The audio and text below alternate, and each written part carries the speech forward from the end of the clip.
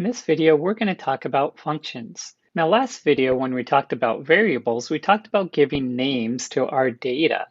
In this video, we're going to talk about giving names to algorithms.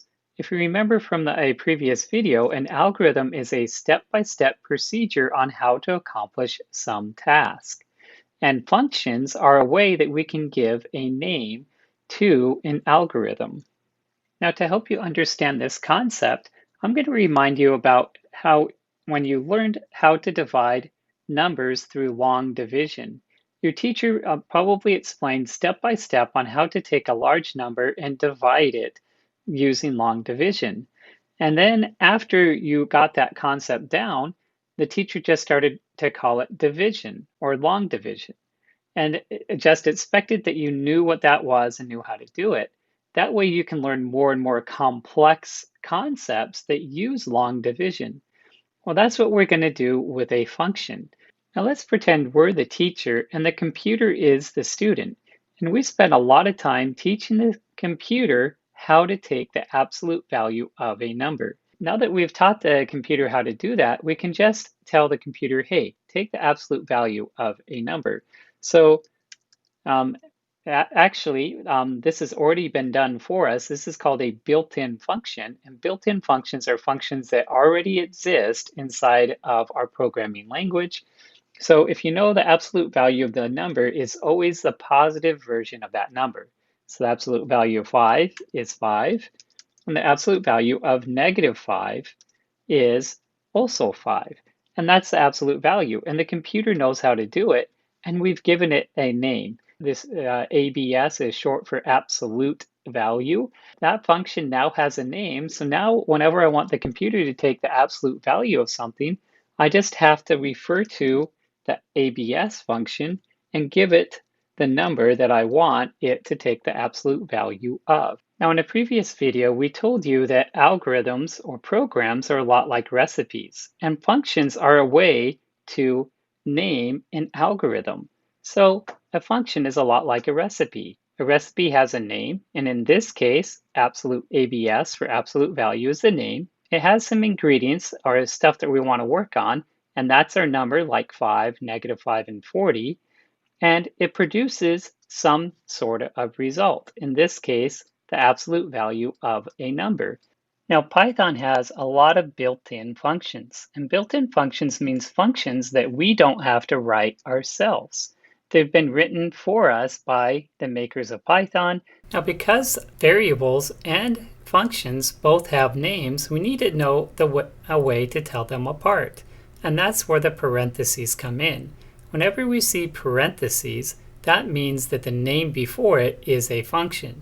And if you notice here and here, where there are no parentheses, that means it's a variable that stores data. Pick a file is a function that opens up a window and allows us to choose a file, and it returns back the path of where that file is located on our hard drive.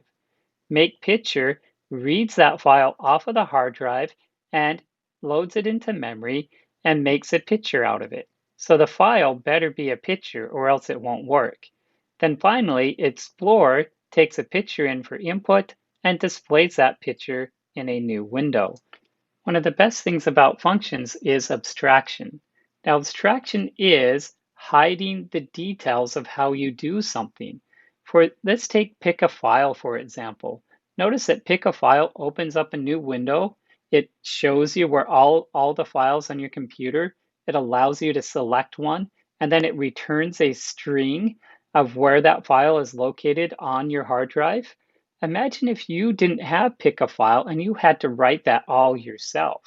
That is a lot of research and work that you would have to do to be able to just select a file. But because Python included this built-in function for us, all we have to do is type pick a file with the parentheses, and it's done for us. So that's the great thing about functions. Now, there are a lot of built-in functions in our programming language that allow us to do things, but we can also write our own functions. Now, to write a function, you use the word def, which is short for define, and that's like defining a new function, and then we give the function a name. You can name it whatever you want. It follows the same rules of picking a name as variables do. And then we put parentheses around it right here, followed by a colon.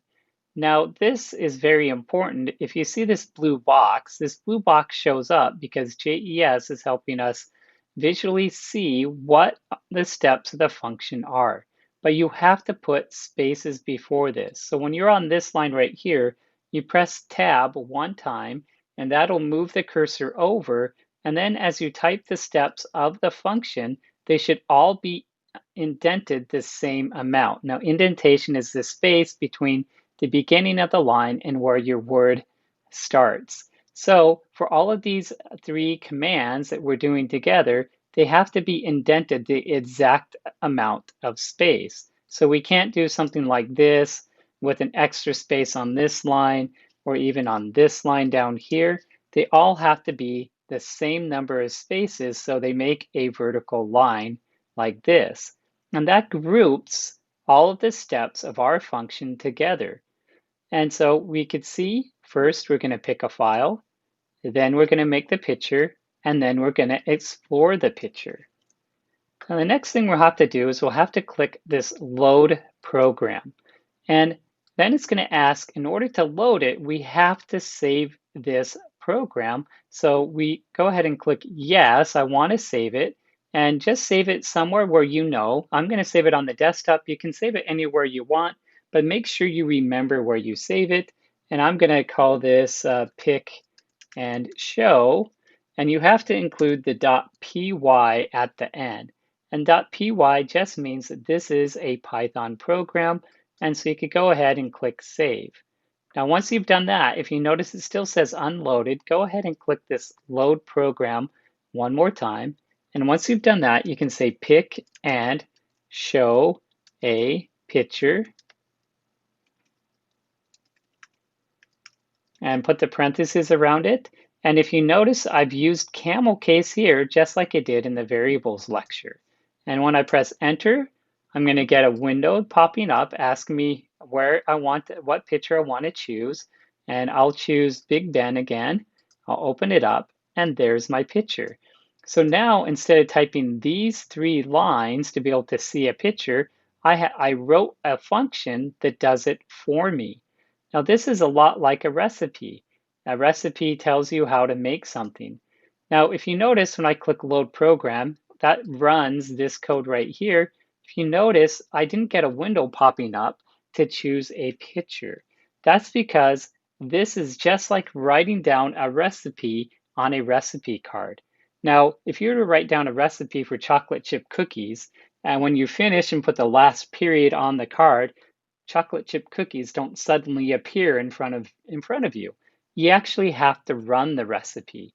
So up here, it's just like is defining our function, but it doesn't run our function. To run our function, we have to do this down here, and that's gathering up the ingredients and making the recipe happen.